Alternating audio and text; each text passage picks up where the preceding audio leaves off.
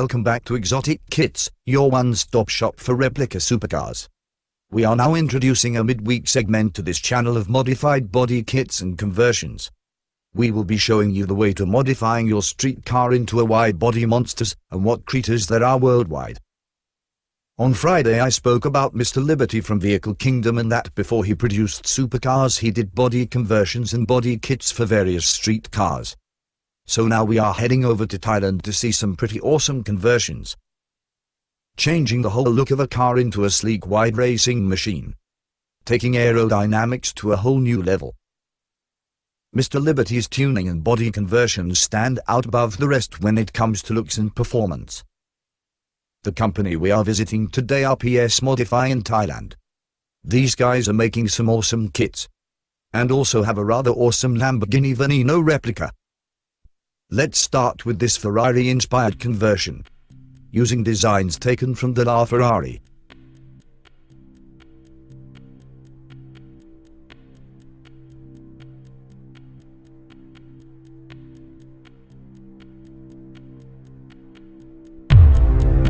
Picture in your mind something you've seen recently that disturbed you.